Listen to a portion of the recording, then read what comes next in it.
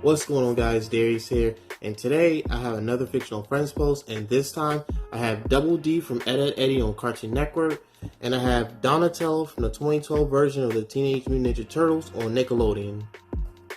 One of the biggest similarities that Donatello and Double D share is that they're both intelligent young men. So for Donatello's case, it doesn't really matter what version of the Ninja Turtles I use, whether it's comic books, movies, TV shows, and yes, including the games.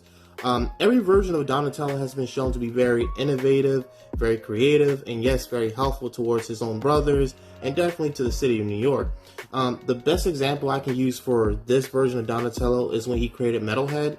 So Metalhead was like a sentient robot Donatello created because he figured him using a bow staff was like a primitive weapon and it's not effective in combat, which it totally is. So he created Metalhead in order to fight on his behalf. And it's kind of hard to compare his invention to Double D's invention, for that matter. To compare Double D's invention to Donatello's, because mostly it's like homemade stuff, but the best one I could think of was when he created a grappling hook in order to help him, Ed, and Eddie to get over like large objects, which, you know, compared to making an actual robot, it shows that both of these kids really are very innovative and they can make something out of nothing, which is beautiful. Another similarity both characters share is that they're both shy nerds, and it means a lot coming from a shy nerd. So, for instance, in both of their cases and both of their shows, Donatello and Double D loves to show off their intelligence, but the moment where they get so involved into their inventions or their learning, they get nervous when they're speaking to a girl. So, in Donnie's case, I hate it in the 2012 version. He had a crush on April O'Neil, and every time he would talk to her, he stumbles, he gets nervous, he gets very shy.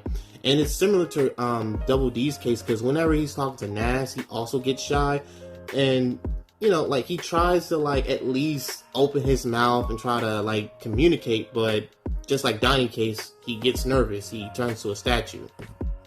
One last similarity both characters share is that they have a gap in their teeth for their character designs. So growing up, I don't know if you guys can tell, I have a gap in my teeth as well. But when I was watching Ed, Eddy, and of course this version of the Ninja Turtles, it taught me to embrace, I guess, like that part of myself growing up.